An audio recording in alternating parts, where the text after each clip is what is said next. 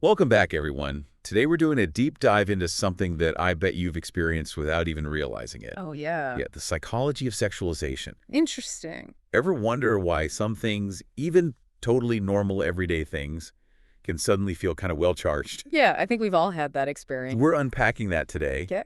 with insights from an article on ProSex. Prosex. It's a Danish sexual health platform. Oh, cool. It's called Hef vad sexualisering og for Gervidet. Wow, that's a mouthful. And don't worry, we'll break it all down for you. All right, Get ready to learn how and why our brains make these connections. I'm ready. So the article starts by explaining that sexualization is basically when we attach a sexual meaning to something that's not inherently sexual. Right. We're talking about everyday objects, situations, even feelings. So, a pair of jeans can be sexualized. Exactly.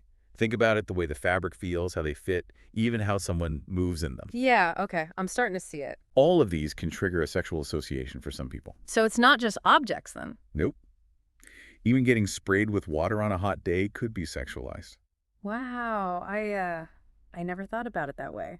But the article really makes a point of saying that this isn't always a conscious thing, Oh, right? absolutely. It can actually be a subconscious coping mechanism. Okay. It's a way for our brains to deal with emotions that are intense or overwhelming. So it's like our brains are hitting the rewire button, taking something potentially negative or even uncomfortable and making it into something pleasurable. That's a great way to put it. The article suggests that when we associate something with a strong emotion, whether it's care, attention, or even humiliation, our brains can actually create a link between that feeling and sexual arousal. So our brains are making this emotional fingerprint that can trigger a sexual response even if the connection seems totally random on the Yeah, surface? exactly it.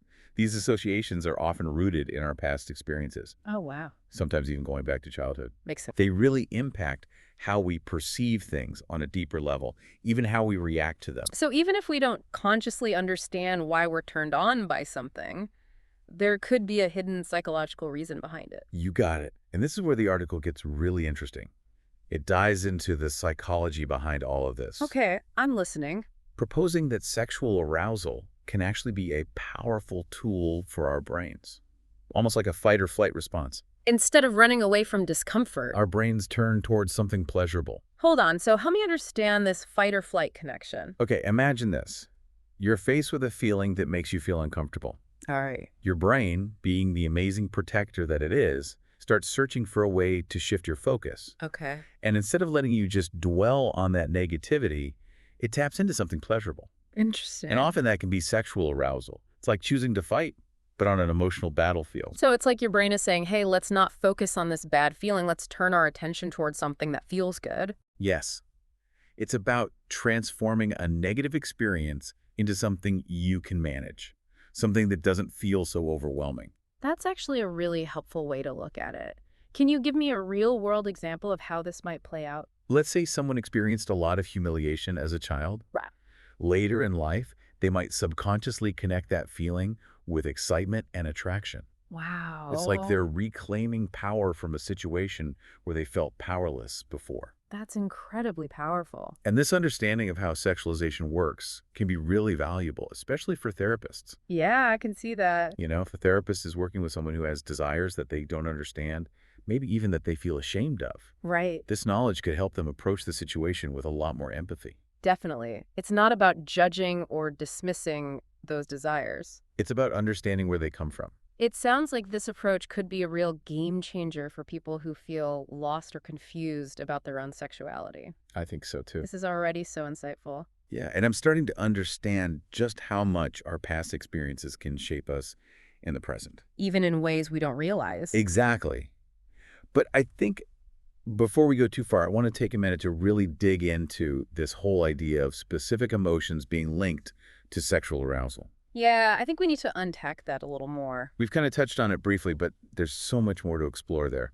All right, so we've established that our brains can connect these really intense emotions with sexual arousal. Right. But I'm curious about how this actually plays out in real life. Oh, yeah, for sure. I mean, Yeah. we talked about care, attention, even humiliation. Right. Can you give us some specific examples of how these get tied to sexual feelings? Absolutely. Let's start with care. Imagine a child who receives a lot of physical affection from their caregiver. Like hugs and cuddles and stuff? Exactly. That physical closeness gets associated with those positive feelings of love and security. Okay, I see where you're going with this. Later in life, that same physical touch, even in a totally non-sexual context, might trigger those same feelings. And those get mixed with arousal. That's right. It's like the brain is blending those early experiences of care with physical sensations. Creating a kind of unique emotional fingerprint. Precisely. So something as simple as a hug, Could become unexpectedly charged for someone. because of those early associations. It's fascinating. It is, isn't it? Okay, what about attention? How does that fit into all of this? Attention is all about being seen and acknowledged. Let's say a child learns that certain behaviors, Give me a provocative one. yeah, even provocative ones, can get them that attention from adults. That's That right. attention, even if it's negative, Or unwanted. exactly, can actually become a powerful reinforcement. Okay. As they get older, they might subconsciously seek out that same kind of attention. Even if it looks like sexual interest for other people. It may not actually be about the sexual aspect itself. It's more about recreating those early feelings of being seen and acknowledged. Right. Makes sense to me. Mm-hmm. Okay, so this brings us to humiliation, which I think is a bit more complex. Yeah. How could something that feels so negative? Become linked with something that's supposed to feel good. Exactly. It is more complex, but it's super fascinating. Think about it this way.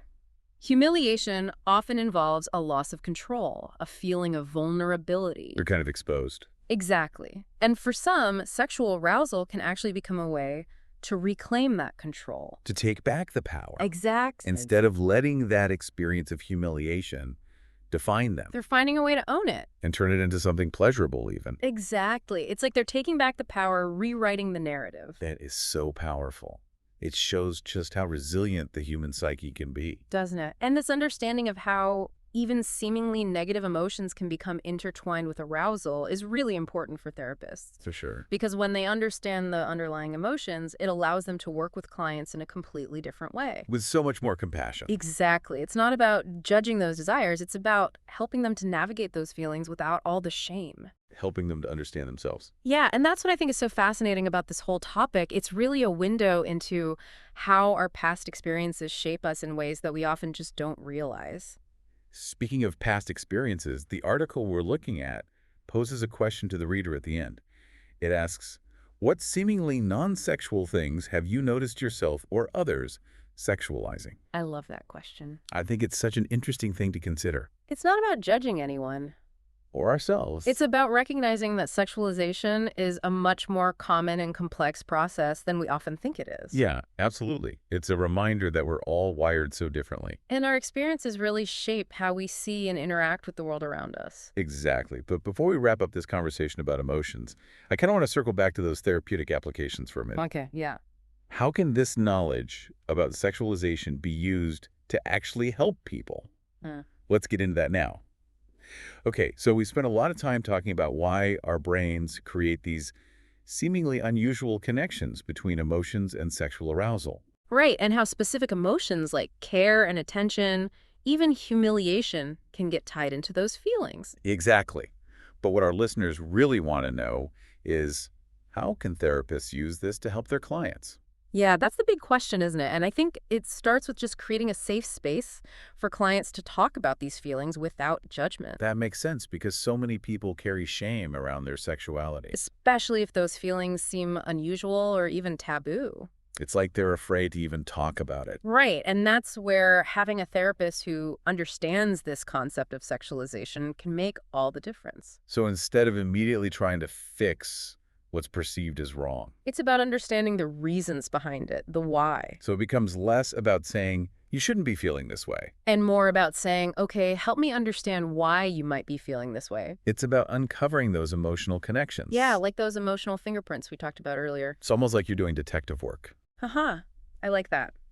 It's about piecing together the puzzle of someone's emotional and sexual development. And then once those pieces start to fall into place, The client can finally start to make sense of their desires and approach them with less fear. and more self-compassion.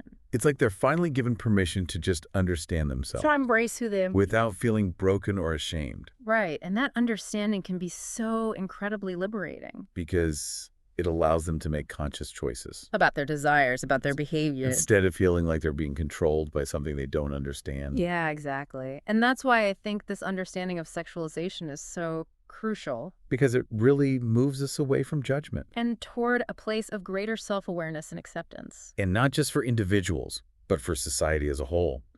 This deep dive has been such a journey. I mean, we started with a basic definition. And now we've gone all the way to exploring its psychological roots and how it impacts therapy. We've learned so much. It's amazing how much we uncovered by simply asking, why are we attracted to things that aren't inherently sexual? And that's what we want to leave our listeners with today. What seemingly non-sexual things have you noticed yourself or others sexualizing? Really take some time to think about that. And remember, approach it with curiosity, with an open mind, and without judgment. There's no right or wrong answer. It's just an opportunity for us all to understand ourselves a little bit better. That's a perfect note to end on. Thank you so much for walking us through this really complex topic. It's been a pleasure. And to our listeners, thank you for joining us for this deep dive. We hope you learned something new, and we'll see you on our next exploration.